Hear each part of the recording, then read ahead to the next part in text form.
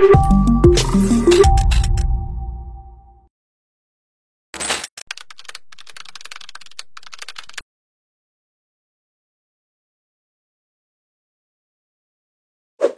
Gumaila. Halo Bang Ade. Saya tuh baca dari cerita-ceritamu ya, kalau nggak salah kamu itu sekolahnya itu dulu di pesantren ya? Benar. Dari SD? SD pesantren ya, SD, SMP, SMA, sebenarnya sampai kuliah juga pesantren, jadi ada pesantren mahasiswi gitu. Oh gitu, ada ya. Ya itu buat saya menarik ya, mengingat cara pandang kamu tentang agama yang sangat skeptis itu ya. Tapi sekarang kita kembali ke pesantren dulu deh ya. Dari pandanganmu ya, setelah kamu menjalani pendidikan pesantren sekian lama, kalau sekarang orang bertanya tentang layak nggak sih sekolah di pesantren gitu misalnya, atau apakah para orang tua memang sebaiknya menyekolahkan anak-anaknya di pesantren, apakah Anda merekomendasikan pesantren sebagai pilihan sekolah? Anda kan menjawab apa? Tergantung, mungkin faktor pertama keamanan, kualitas pembelajaran, dan ketiga feodalismenya ini, apakah pesantrennya dipimpin oleh Habib, Kiai, atau memang mereka profesional gitu. Okay. Ada pemimpin pondoknya tuh fungsinya ya sebagai administratif kayak kepala sekolah gitu, memang profesional. Karena pesantren itu sangat beragam ya. Sangat beragam, betul. Okay. Ada kan pesantren yang modern, ada pesantren yang tradisional. Kebetulan aku pernah ada di dua-duanya. Jadi kalau waktu SD tuh aku di pesantren modern gitu yang banyak anak-anaknya. SMP sama, lanjut di situ. Nah, pas lulus SMP ke SMA tuh aku nggak langsung lulus SMP, aku nggak langsung masuk SMA. Aku ke pesantren tradisional dulu. Jadi aku istilahnya tuh tabarukan ya. Kan aku hafal Quran, ibuku pengen aku berguru ke teman-temannya atau gurunya dulu gitu. Jadi aku baca Quran dulu di depan gurunya, pindah ke pondok lain gitu. Nah, tapi SMA-nya jadi modern atau tradisional? SMA-nya balik lagi pesantren, tapi di pesantren yang ada program akselerasi gitu. Jadi aku SMA-nya cuma 2 tahun. Nah, ini buat penonton kita nih, kami yang mungkin juga nggak terlalu kenal tentang pesantren. Tadi Anda menyebut nih, ada pesantren modern, ada pesantren tradisional. Itu bedanya apa tuh? Kalau pesantren modern ada sekolah formalnya. Kalau misalnya pesantren tradisional, anak-anaknya boleh sekolah, tapi berarti sekolahnya di luar kompleks pesantren. Oh, jadi itu beda. Di pesantrennya sendiri tidak ada? Di pesantrennya sendiri itu kurikulumnya biasanya tergantung sama pemilik pesantrennya atau terserah kiainya. Jadi apa yang dipelajari di pesantren itu dikurasi oleh pengurus pesantren gitu. Misalnya ngaji kitab apa aja, atau mau belajar Quran seberapa sering, belajar bahasa Arab seberapa intensif, itu terserah pesantrennya. Pesantren modern juga gitu, tapi di sisi lain mereka ada sekolah formal nih. Jadi mereka ada lembaga-lembaga formal biasa, terus biasanya ada tambahan kelas dulu aku sebutnya kelas tahasus gitu. Jadi kita belajar studi Islam itu siangnya, ya maghrib ngaji gitu, subuh belajar bahasa. Biasanya kalau pesantren ininya padat banget jadwalnya. Pesantren modern itu lazimnya jadi sepanjang hari. Kalau jadwal aku waktu masih ini pesantren modern ya? Iya. Jam 4 itu sudah ada program bahasa. 4 apa nih? 4 pagi. Jadi ya belajar bahasa Arab atau bahasa Inggris, habis itu sholat subuh. Jadi sebelum sholat subuh ya? Iya. Tadi saya baru aja mau tanya, lo kan subuh itu sekitar 4:30 lah gitu ya? Tapi subuh. Belajar dulu. Jadi emang tinggalnya di sana? Tinggalnya di sana. Jadi komplek asrama, komplek sekolah di situ. Emang asrama kan? Dan biasanya pesantren itu terisolasi. Jadi santri-santri sangat dibatasi untuk pergi keluar. Tapi ada juga nih pesantren yang ternyata mereka berbaur sama masyarakat, itu ada gitu. Cuman biasanya terisolasi. Ini ceritanya Anda di mana sih waktu itu? Tapi di Jawa lah, Jawa Tengah, Enggak, Jawa Barat. Jawa Barat. Saya sebagai santri, ini aku juga masih punya mental santri nih, di mana aku harus menjaga nama baik pesantren dan segala macam gitu. Siap. Saya tidak akan mendesak Anda menyebut nama pesantren Anda. Oke. Jam 4 pagi bangun ya. Iya, bangun, terus, belajar bahasa. Program bahasa. Habis itu sholat subuh. Tadi bahasa apa? bahasa Arab, bahasa Inggris rolling. Jadi minggu ini bahasa Arab, minggu depan bahasa Inggris. Habis itu sholat subuh, majelis Quran. Ngafal tuh biasanya, menghafal Quran. Okay. Sampai kalau aku tidak salah ingat itu jam 6.15 atau setengah 7. Lumayan lama ya? Lumayan lama. Yeah. Habis itu pulang ke asrama, mandi siap-siap, berangkat ke sekolah. Makan pagi jam 7. Ya, sarapan, mandi siap-siap. Jam 7 udah masuk sekolah formal. Dan itu strict banget ya. Maksudnya pesantren tuh disiplin banget. Kalau terlambat kan nanti gerbangnya ditutup, suka ada hukumannya gitu. Kalau terlambat? Kalau terlambat. Misalnya hukumannya ya squat jam, lari, jalan jongkok kayak gitu, push up. Kamu tergolong orang yang sering, jarang, tidak pernah terlambat? Sering terlambat. Tapi kebetulan yang sering terlambat itu aku, dan biasanya kebanyakan anak laki-laki yang dikenal nakal. Jadi kalau misalnya nanti guru yang itunya bilang, ayo semuanya squat jam, nanti aku biasanya diem aja. Terus karena aku kan pakai rok panjang yang lebar ya, maksudnya aku nggak pede untuk bergerak aktif. Terus nanti kayak, kenapa Mel nggak squat jam? Nggak mau Pak. Aku mikirin nanti rok aku kotor, nanti aku berkeringat, badannya apa gitu. Tapi ya nggak dipaksa biasanya sama gurunya. Karena perempuan? Kayaknya.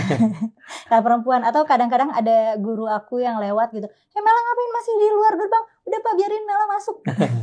Kayaknya itu karena kamu hafiz kali ya? Mungkin karena aku murid berprestasi kayaknya. Oh iya. Habis itu masuk sekolah. Sorry, saya mau nanya, ini SD, SMP, SMA begitu? Apanya? Polanya di asrama jam 4 pagi bla bla bla. Cuman kalau anak SD ada jam tidur siang. Oke. Kalau anak SMP, SMA, pas anak SD tidur siang kita ngaji kitab. Oke, itu SMP, SMA. Oke, kembali dulu yang tadi dulu. Jadi jam 7 pagi mulai pendidikan umum atau pendidikan agama? Pendidikan sekolah biasa, SD, SMP, sekolah SMA. Biasa. Jadi belajar semua pelajaran yang ada di kurikulum. Benar, kurikulum yang terstandarisasi. Yeah. Nah, biasanya di pesantren modern itu mereka kurikulumnya ya entah ngikutin kurikulum yang direkomendasikan, atau pesantren juga bisa tuh misalnya pengen pakai kurikulum internasional gitu. Sekolah formal itu bisa juga. Oke. Itu sampai jam 12, sampai jam zuhur, terus nanti 1:30 masuk lagi itu kan sekolah siang kan, kita belajar agama. Oh, belajar agamanya 1:30. Habis itu ya pelajaran-pelajaran yang berkaitan sama studi agama. Habis itu sampai jam 4 sore. Nah, sore itu waktu luang. Jadi yang mau olahraga, main-main, jajan-jajan. Pacaran. Nggak boleh. Oh, nggak boleh. Oh, nggak boleh pacaran. Iya. Ya, saya bercanda ya.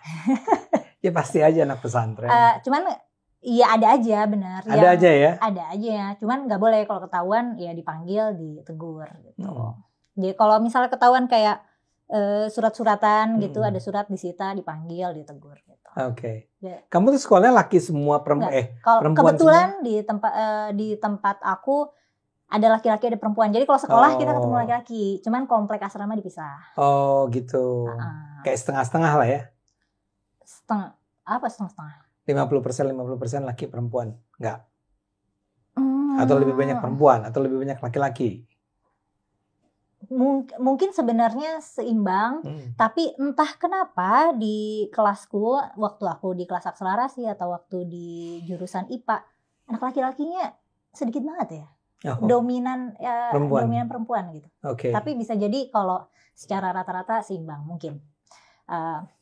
Habis itu sore biasanya luang. Nah, atau kalau mau les, mau ada kelas tambahan juga boleh. Jadi kita ada les sama guru gitu. Sampai sore, sampai malam. Maghrib. Habis maghrib majelis Quran lagi, ngafal lagi. Makan dulu kan? Makan ya, sebelum maghrib makan. Habis itu ngaji sampai jam 7:30, sholat isya, terus ada belajar. Nah, sebenarnya nggak wajib ya belajar, tapi kebetulan ibu asramaku waktu itu disiplin banget, jadi kita wajib belajar sampai jam 9 malam. Wajib belajar agama atau wajib belajar? Wajib belajar, terserah. Tapi belajar, tapi malam tuh jangan dipakai main atau ngobrol atau apa. Jadi nggak pernah nonton TV nih? Ada TV tapi cuma boleh nyala weekend dan ada window jamnya gitu. Nah, jadi itu rutinitas setiap hari ya? Rutinitas setiap hari. Nah, pada hari Sabtu libur? Minggu libur. Sabtu enggak? Sabtu enggak. Sabtu belajar biasa? Sabtu belajar biasa. Wow. Jadi sebetulnya ini sekolah yang harusnya lulusan dari pesantren-pesantren ini berpengetahuan luas ya? Mendalam dong. Dan bisa well rounded juga sebenarnya. Iya. Kalau sistemnya bagus dan kalau sistemnya bagus. Oke, kembali dulu nih. Hari Minggu libur. Hari Minggu libur. Pulang? Enggak. Oh, tetap di sana? Tetap. Ya nggak sekolah aja. Ya cuman kita ya main atau ya gitu kita nonton TV. Oh, jadi ceritanya bukan seminggu sekali pulang ke rumah ya? Bukan. Jadi nggak ada pulang ke rumah. Pulang ke rumah itu libur sekolah aja. Yang adalah? Yang libur Lebaran sama libur Tahun Baru.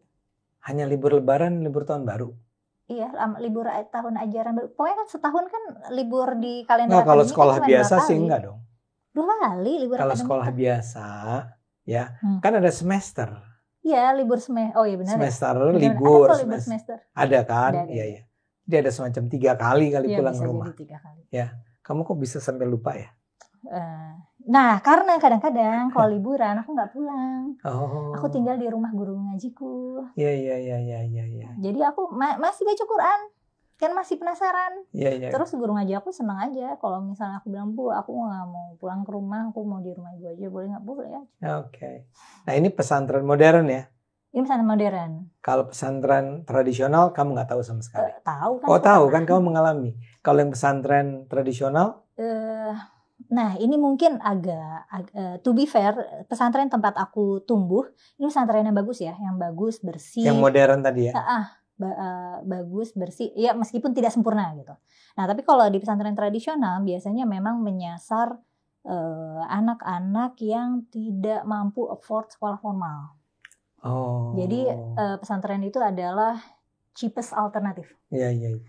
Dan memang biasanya kiainya gitu atau bunyainya memang menjadikan pesantrennya itu bukan tempat bisnis gitu. Jadi memang kayak charity project. Iya. Makanya pesantren yang kayak gini juga biasanya jadi objek sedekah gitu. Maksudnya kalau nyumbang buat pesantren. Sedangkan pesantren tempat aku bertumbuh itu udah bisnis pendidikan gitu. Di mana memang kayak SPP-nya lumayan gitu. Kualitas gurunya ya lumayan diperhatikan, kualitas pendidikan diperhatikan. Sedangkan kalau misalnya di pesantren tradisional yang di rural area sih biasanya itu memang menyediakan kobong, menyediakan asrama, menyediakan kamar, terus ya ada majelis dan semua pusat pembelajaran tuh terpusat di gurunya, di ustadz-ustadznya atau kiai-kiainya gitu. Karena dalam pesantren tradisional itu lazimnya itu berada di bawah otoritas seorang kiai lah ya. Oke, itu adalah pembagiannya dulu nih.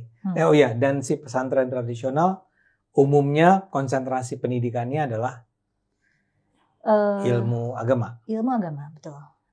Biasanya bahasa Al-Quran ya biasa Al-Quran, bahasa Arab dan kitab kuning sih. Yang mana sebenarnya kalau aku boleh mengkritik, aku mengkritik kurasi karya literatur yang dikaji di sana gitu. Cuman kan lagi-lagi pesantren tradisional biasanya bersandar pada tradisi. Memang di sini kita biasanya ngaji ini kok gitu dari ustadz ini atau bersanad dari syekh ini gitu. Jadi mereka tujuannya melanggengkan tradisi gitu, alih-alih kompetitif secara akademik gitu. Iya. Jadi biasa nggak di pesantren tradisional seorang santri itu dari SD sampai SMA-nya berada di sana? Kalau pesantren tradisional biasanya nggak ada sekolah formalnya. Jadi sekolah formalnya terserah dia. Kalau dia mau sekolah ya berarti paginya dia pergi sekolah gitu. Karena pesantren tradisional mulainya kapan? Menyediakan. Nah, biasanya kalau pesantren tradisional jadwalnya tidak se-strict modern justru. Dia mulainya dia lebih leluasa tergantung kesediaan gurunya. Jadi tidak terlalu terorganisir gitu. Anda tahu nggak ada orang-orang di pesantren tradisional yang sama sekali nggak sekolah modern? Ada, tahu. Ada ya? Tahu. Dan memang mereka nggak bisa, setelah aku ngobrol ternyata mereka nggak bisa afford sekolah formal karena nggak mampu ya. Dan kalaupun mereka bisa afford sekolah formal, waktu itu aku nanya, nanti kamu mau kuliah di mana? Oh, aku nggak kuliah, kita di sini nggak ada yang kuliah gitu. Jadi emang nggak ada yang kuliah gitu.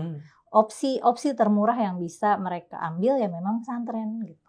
Sehingga nantinya itu mereka yang sepanjang Anda tahu nih, itu jadi apa sih? Paling bagus-bagus guru ngaji ya. Itu guru ngaji udah output yang bagus. Nah, karena biasanya ini tuh charity project, jadi kadang hygiene itu kurang begitu terperhatikan. Waktu pas lagi aku tabarukan di pesantren tradisional, itu almarhum abahku jadinya kayak mendonasikan kayak pompa air dan filter air gitu. Karena aku tinggal di situ seminggu, muka aku hitam. Kayak ada bercak-bercak hitam yang ternyata airnya. Ya. Dan tapi kan itu lagi-lagi itu biasa, itu pesantren yang di ini ya, di emang daerah pinggir gitu. Sementara pesantren tradisional ada nggak yang bukan di daerah pinggir, daerah pusat? Aku tidak tahu, tapi bisa aja ada. Tapi karena kan itu tidak harus apa ya, bisa, kita tuh kan bisa aja buka pesantren. Bang Ade kayaknya bisa aja deh buka izin pesantren dengan cuma satu bangunan, terus ya ngasuh anak-anak di situ. Atau misalnya pesantren yatim, itu kan sebenarnya kayak panti asuhan tapi ada pendidikannya gitu. Oke, nah sekarang kembali ke pertanyaan awal. Anda sudah, terima kasih nih udah ngejelasin apa itu pesantren dan apa bedanya modern tradisional. Ini mengingat pesantren sekarang biar gimana pun dianggap sebagai salah satu alternatif pendidikan yang ya kalau kamu mau punya anak yang sekaligus punya dua-duanya nih, pinter juga tapi juga religius, agamis dan seterusnya, kirimkanlah ke pesantren. Nah, sekarang setelah kamu mengalaminya, pertanyaannya tetap adalah Anda akan merekomendasikan atau bagaimana? Lagi-lagi tergantung tempatnya sih. Karena yang aku rasakan dari manfaat pesantren ke aku tuh aku merasa aku punya self disiplin yang bagus. Tapi aku mengamati hal-hal yang aku tidak mau itu terjadi ke anakku gitu ya, ke anak-anakku. Kalau misalnya aku nyekolahin mereka atau aku diminta untuk merekomendasikan sekolah buat anaknya orang gitu. Karena gini, pesantren kan terisolasi ya, dan otoritas kami adalah guru-guru kami. Sebenarnya guru-guru kami itu kan bukan orang tua, mereka kan di sana bekerja. Siapa nih? Guru-guru. Di pesantren sebagai guru ya? Iya. Kadang-kadang guru-guru, dan ini kayaknya lumayan lazim ya, hukuman dengan kekerasan itu cukup lazim di pesantren-pesantren. Maksudnya apa itu? Misalnya kalau nggak ke masjid, disabet atau yang gitu. Nah, siswanya disabet. Iya, itu cukup lazim di pesantren. Kayaknya di pesantren mana aja itu relatif umum aku dengar. Dan aku curiga mungkin karena guru-gurunya terbiasa dengan mudah memberikan hukuman fisik, itu melahirkan pelajar-pelajar yang suka merundung. Kita kan sering banget kan dengar bully ini maksudnya. Bullying ya di pesantren. Karena aku perempuan ya, biasanya kan bullying perempuan tuh nggak berantem ya, misalnya biasanya gosip-gosipan atau geng-gengan gitu. Tapi setelah aku keluar dari sana dan ngobrol sama teman-teman laki-laki, aku tuh baru tahu ternyata cerita-cerita bullying itu bukan rumor. Tadi aku kira rumor, gosip. Tapi ternyata mereka cerita kayak seberapa parah lah penganiayaan yang terjadi. Terus dan mereka kayak ngasih tahu, iya si ini tuh masuk rumah sakit sebenarnya gara-gara ini. Si ini tuh waktu itu digulung, diselimut terus dipukulin. Pokoknya hal-hal kayak gitu tuh diceritain. Makanya ini oleh siapa? Temanku yang juga di pesantren, sekolah yang sama. Nah, kita kan suka dengar kan ada penganiayaan yang sampai meninggal, atau malah gurunya yang menghukum sampai santrinya kritis dan semacamnya. Itu tuh berita yang sering kita dengar sehari-hari. Nah, masalah di dalam pesantren itu ketika ada kasus guru-guru, iya mereka mungkin mungkin ya, mereka peduli sama murid-muridnya, tapi di saat yang sama mereka juga bekerja untuk lembaga. Dan adalah kepentingan mereka untuk menjaga nama baik lembaga gitu. Jadi si guru. biasanya guru-guru. Jadi biasanya di guru-guru ini ngasih tahu, "Jadi jangan sampai orang tua kamu tahu ya. Jangan sampai ini kejadian keluar ya." Gitu. Oh, dia ngomong sama anak-anak itu. Sama anak-anak. Jadi biasanya tuh kalau di ceramah-ceramah kita dikasih tahu, nanti kan mau ada anggaplah ada Maulid Nabi, ngundang-ngundang wali murid. Kalian jangan cerita yang jelek-jelek di sini ya, gitu. Dan itu tuh sebenarnya masih tertanam sama aku sampai sekarang. Kayak aku tuh kalau ditanya soal pesantren atau di podcast-podcast gimana, biasanya aku agak segan untuk bagi informasi karena itu juga sangat tertanam di aku. Jangan cerita keluar, jangan cerita ke orang tua. Termasuk orang tua tuh aku baru cerita kayak cerita-cerita yang mengagetkan mereka baru aku cerita setelah aku dewasa, mungkin umur aku 27 gitu aku baru cerita, terus orang tua kayak, "Kok gak pernah cerita?"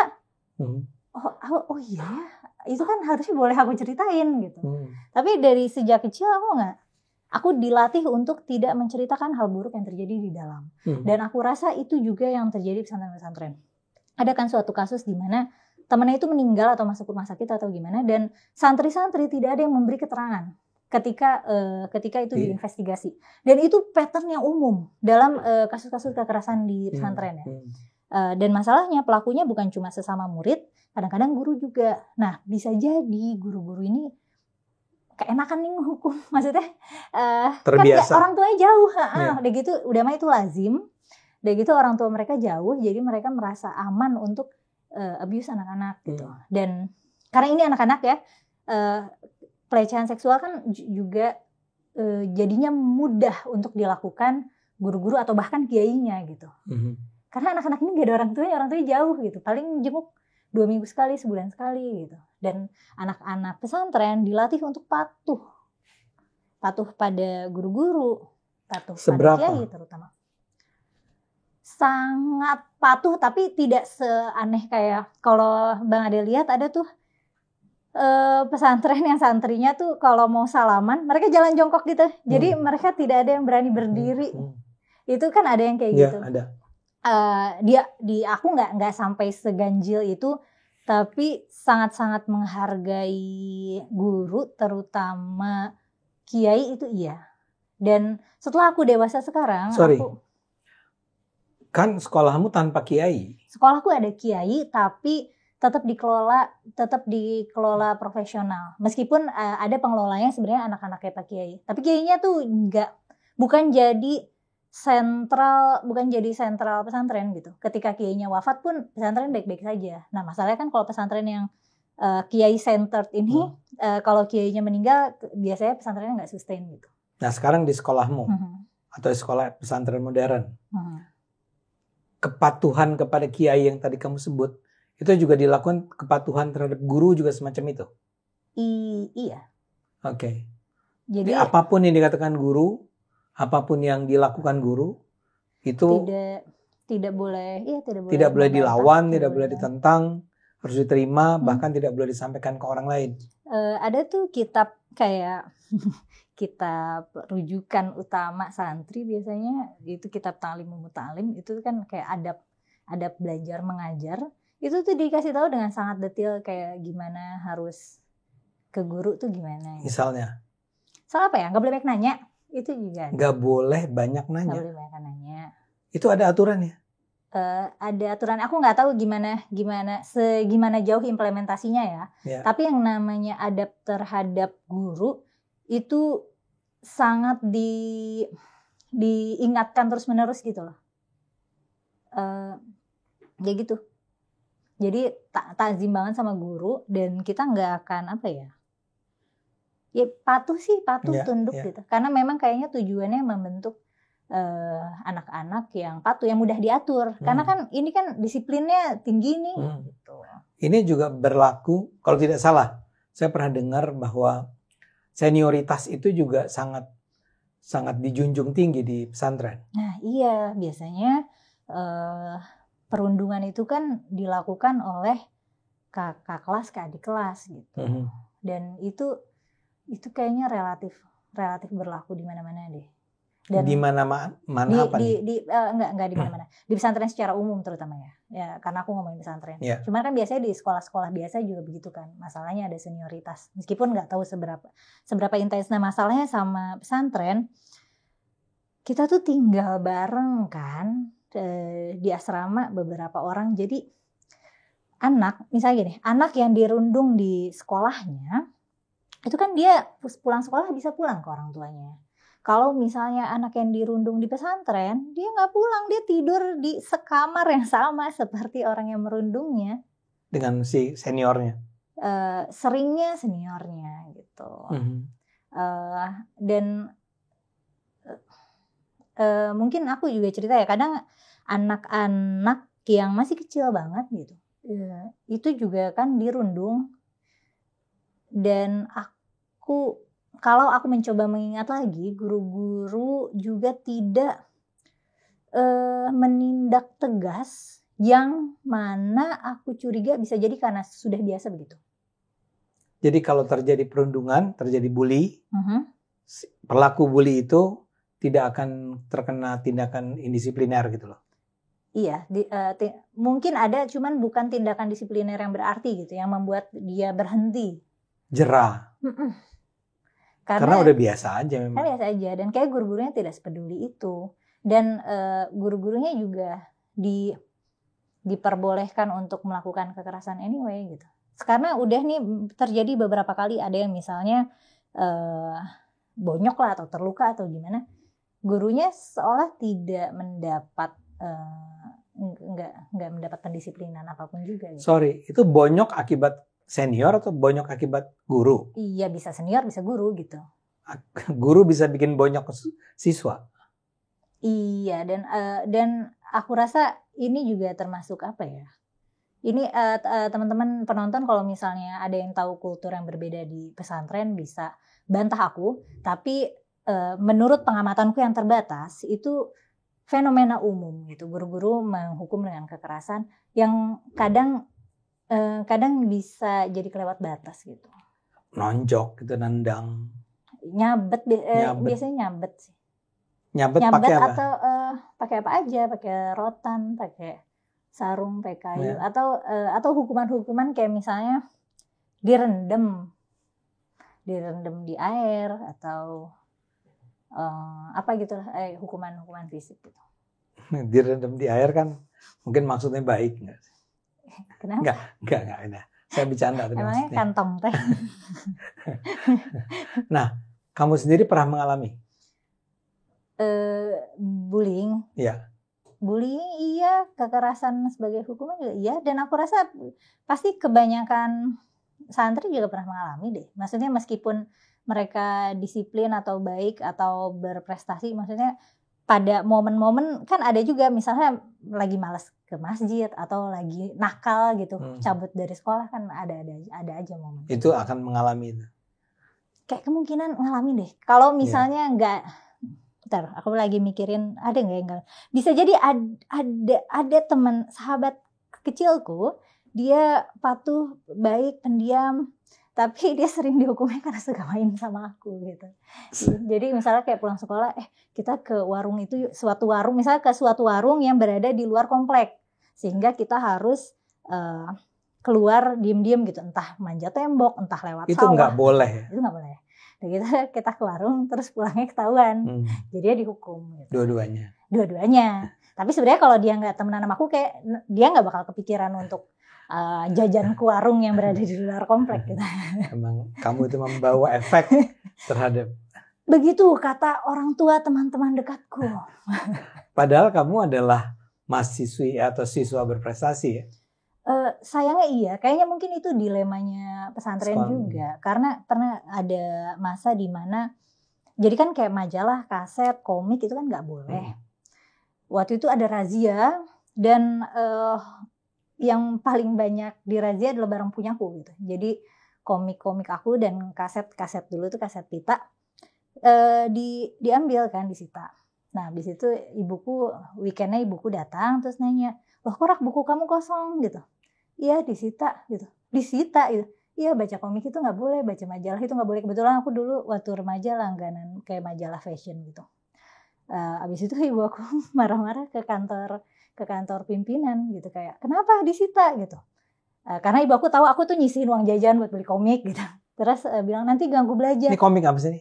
Iya, komik apa aja? Komik mungkin yang masih ada sekarang tuh kayak orang-orang baca Naruto, One Piece. Jepang-Jepangan. Udah gitu, karena baca komik itu mengganggu pelajaran. Terus ibu aku marah kayak, mengganggu pelajaran gimana? Mela tuh selalu ranking 1 gitu. Terus dibalikin. Terus aku di situ kayak, wah ibuku pahlawanku. Gitu.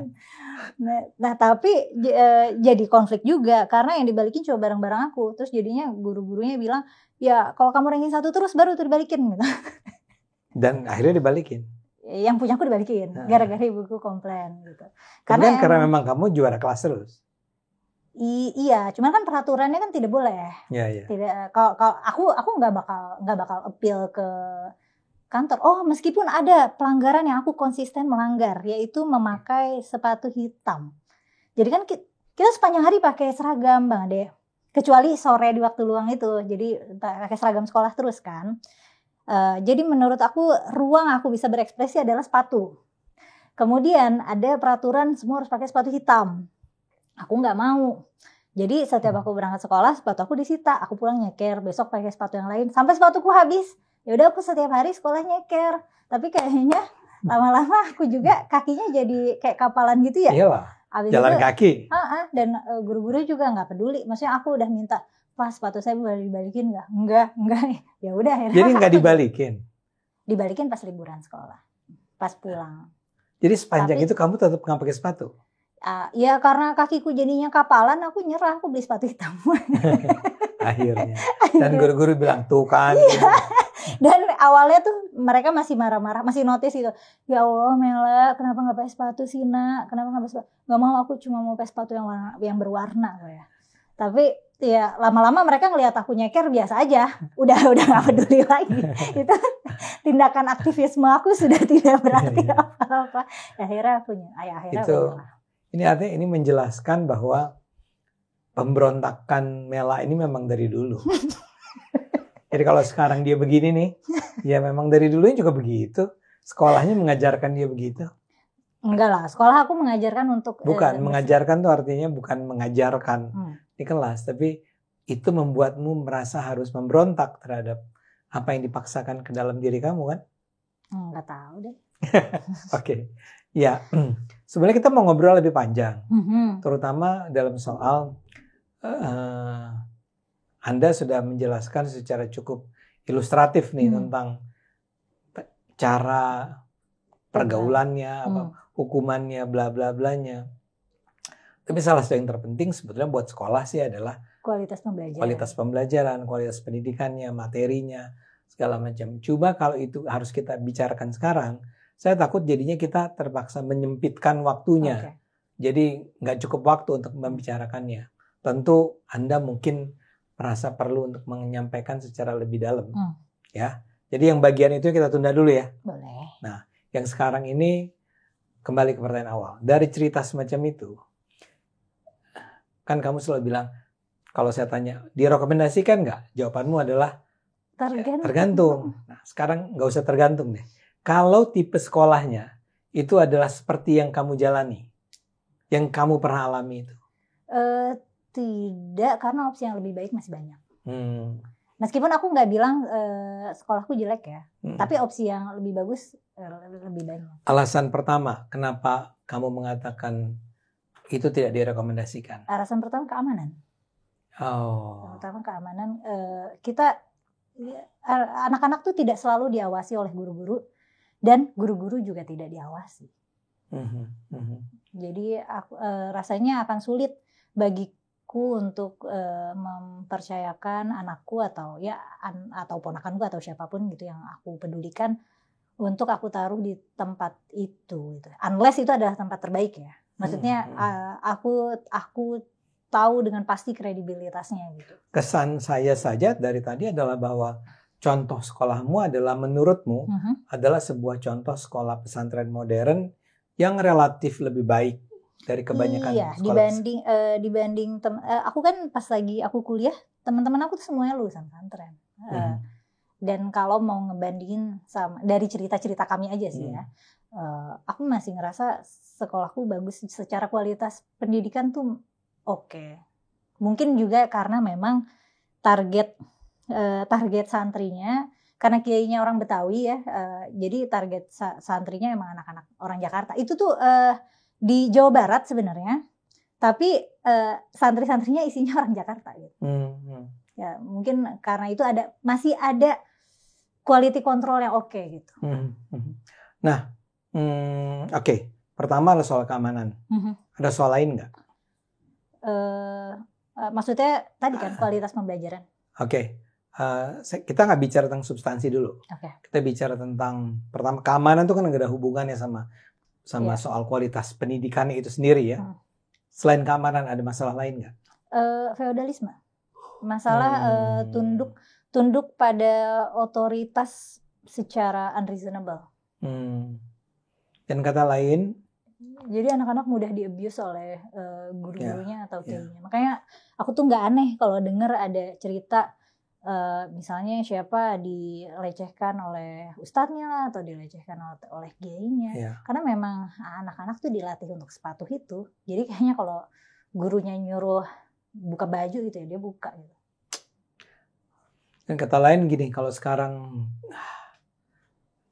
saya ingin mengatakan pada orang, oke, pesantren itu adalah sebuah lembaga pendidikan yang baik. Dilihat dari sekaligus dia belajar ilmu pengetahuan umum, tapi juga belajar tentang ilmu pengetahuan agama. Tapi selama keamanannya dan selama feodalismenya tidak diubah, tidak dihilangkan, mendingan jangan. Iya.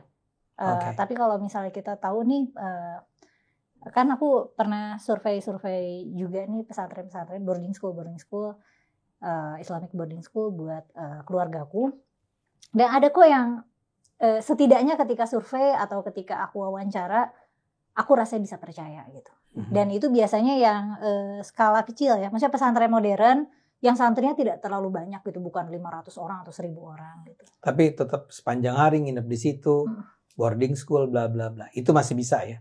Jadi itu ada kok yang keamanannya terjaga dan tidak feodal. Ada. Oke. Aku rasa ini poin yang terpenting ya. Mela tidak mengatakan semua pesantren, ada pesantren yang begini, ada pesantren yang begitu. Tapi memang ada syarat-syarat yang harus dipenuhi oleh pesantren. Betul, sistemnya. Dan biasanya pesantren yang bagus menurut standarku mahal banget. Setara kayak sekolah internasional. Oke. Tapi itu emang bagus banget, maksudnya asramanya, kamarnya tuh kan ada pesantren yang satu kamar 20 anak gitu. Nah, kalau misalnya pesantren yang bagus gitu, yang dikelola secara sangat profesional, ya paling sekamarnya cuma 2 atau 4 orang gitu. Tapi saya kebetulan juga dosen kan. Tapi dalam pandangan saya, Anda bisa kok bikin sekolah di mana isi kamarnya itu 20 orang, ya. Tapi at the very same time, pada saat yang sama tidak ada kultur kekerasan. Karena kekerasannya dihukum. Ya. Dan tidak perlu ada feodalisme. Betul. Bisa kok orang dibiarkan berpikir bebas. Benar, harus ada sistem penalti yang jelas jika ada kekerasan yang dilakukan di dalam. Dan kata lain nggak perlu mahal kok. Harusnya nggak perlu mahal. Iya, oke. Mela, untuk sementara kita akhiri dulu ya diskusinya. Minggu depan mungkin kita lanjutkan kalau Mela masih tertarik untuk masih bersedia nih ngomong tentang sesuatu yang lebih substantif tentang pesantren.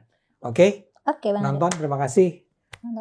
Buat teman-teman yang dari pesantren, boleh komentar, boleh cerita juga pengalamannya gimana. Bisa jadi sangat berbeda denganku, bisa jadi sangat bagus, atau bisa jadi lebih buruk, atau bisa jadi sama. Oke. Terima kasih. Makasih, Mel. Terima kasih, Bang. Thank you. Thank you.